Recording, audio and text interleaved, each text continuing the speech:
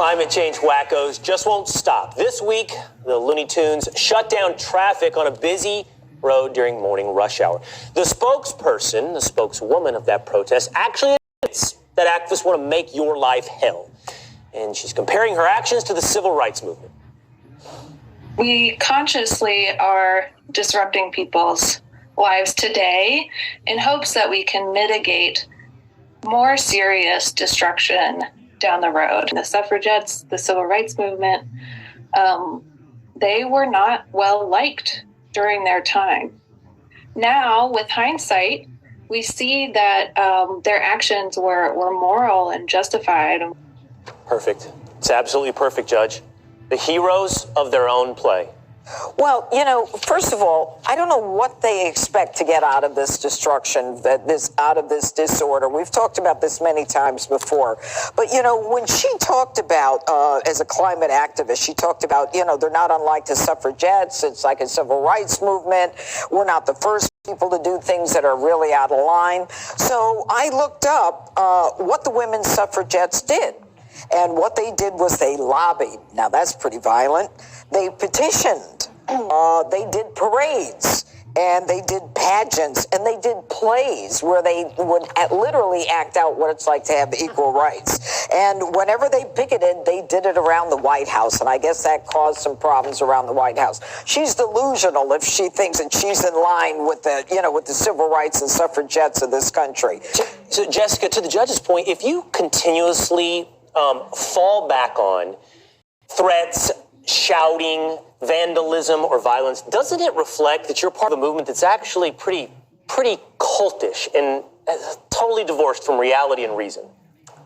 I think that movements that are trying to affect real change, you could accuse any of them of being cultish about it, that people are that dedicated to it because they think it's that important. Now, the odds of this actually working out are basically zero. People just get annoyed. If you're in other countries, like we had that video in Italy where people got out of their cars and picked protesters up off the road and moved them out of their way so they could get on with their day. And I happen to think that the climate crisis is real and that it's important to be addressing. But when you use terms like it's a civil rights movement or you talk about the suffragettes, everybody who knows anything about this, their eyes glaze over, right? Roll your eyes, glaze over. Because I was thinking, civil rights heroes. I'm thinking about this woman, also Rosa Parks, Ruby Bridges, and John Lewis. Like those conversations are happening in people's homes. Absolutely not. And it detracts from the cause. Mm-hmm. But I think, Greg, I choose cult specifically as a word because this seems to be, despite its invocations of science, this is a faith-based movement that requires total dedication. Also, the thing is, the line, if you think something's really important, that's part of being in a cult. You will justify anything. Like Hunter Biden? Well, no, including like mass shootings. Like somebody shoots up a church, it's because they have a greater idea that's usually racist or whatnot. So that the idea that we don't care what the person thinks. This movement wants you to lose their cool because they know how to play the media, right? They want the attention, we provide it. So the longer, the more we play their stuff, the better it is for him. But I have a question for you, Mr. Sports Guy. Why is it perfectly okay, even encouraged, to brutally tackle and body slam a spectator when they run onto a field and disrupt a professional game, right?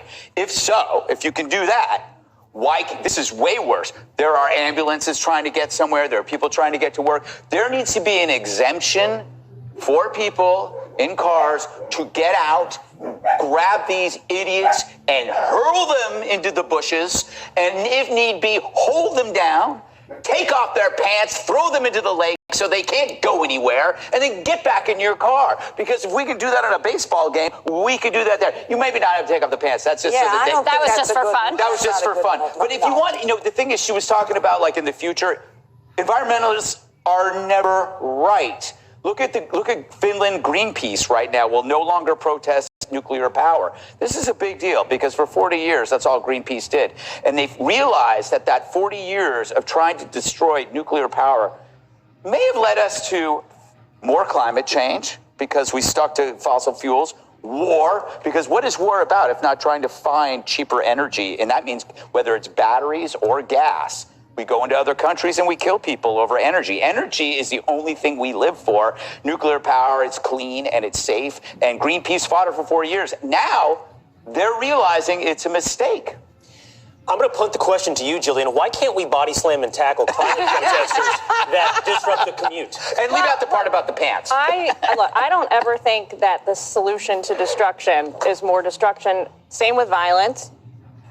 Violence never should beget more violence. It doesn't help anybody. But I have to say, I understand the sentiment of, and this is somebody who's never protested in my life, but I understand the sentiment of you see a system around you or something that's going on that people aren't aware of. And it is We are aware. We hear about it every day. What? We hear about it every day, the climate every day. We don't need No, I'm not talking about climate. I'm just talking in general. Like, for example, I feel this way about the mistreatment of animals in factory farms. I feel like so outraged sometimes that, like, I want to scream. I would if it would accomplish anything, but I realize it won't. So I understand the feeling of, like, sometimes you need to, like, you want to jolt people awake because these horrible things are happening. But you're and rational, nobody cares. and you know that. And she's also rationalizing don't matter. It's Right, I realize that going and and sitting in traffic on, 6th Avenue is not going to help. This question you've presented me is a real stumper. Yeah. Just don't It's understand. like, why can't you, like, you see that If I can tackle the guy at the 50, why can't I tackle the guy on the highway? Exactly. All right, straight ahead.